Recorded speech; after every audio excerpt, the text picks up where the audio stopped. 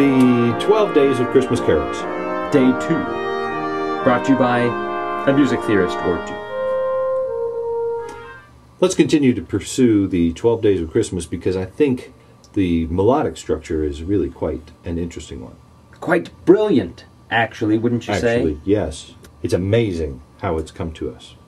Though it gets a little monotonous when you get to the 10s, 11s, and 12s, I think. Yes. But that's where we speed up. Ah! So, well, let's just see how it starts. On the first day of Christmas, my true love gave to me. It Sort of jumps around, but it's just your typical 5 pattern down to 1. Bum, bum. Mm-hmm. That is the ultimate phrase that doesn't change. It's always going to finish that way with Partridge in a Pear Tree. So 5 authentic to 1. Mm-hmm. But then the penultimate phrase, 2 turtle doves, is really just hanging out there at 5, right? Right, it's a 5/7 chord. 2 turtle doves, and then and a partridge in a pear tree. Okay, all right. And how about 3? Does the same thing, right? Da da da da da da da da. Yes, that's.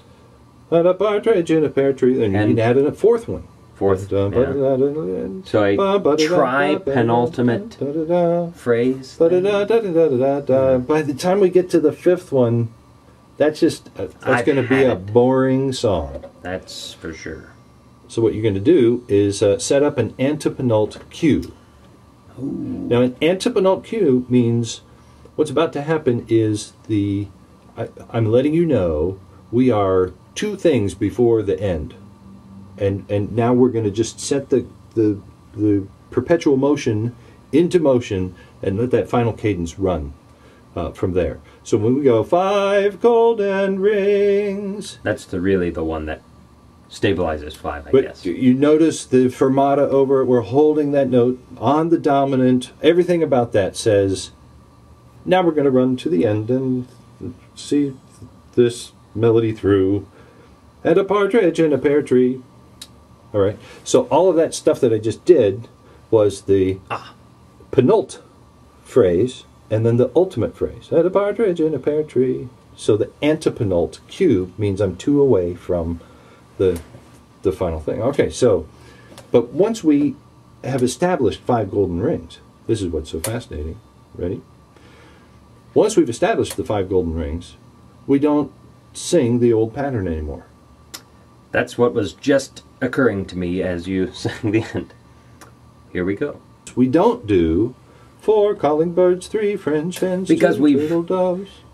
Decided to make that the familiar clause there for 6, 7, 8, 9, 10, 11, 12. Mm-hmm. So automatically, probably most of us without even thinking, you know what, the melody changed somewhere in there. We learned a new melody that's really quite complex. 4 calling birds, 3 French hens, 2 turtle doves, and a partridge in a pear tree. Ain't that something? That's something. That's pretty brilliant. And it's a great illustration of how form changes how much material you can provide in a song. When you start, all you can do is just have ba-ba-ba-dum, and then your final cadence, which was kind of a complex cadence. So you got to have just simple stuff. By the time you get to the rule of, say, 5 away from that, it gets more complicated. You can handle more complication. So that by the time we get to 12, we're starting to say, ba da da da da da da. That's a little bit boring. But the ending is worth it. It's like a nice little biscuit in your mouth as you sing the end there. Mm. In England, a biscuit is a cookie.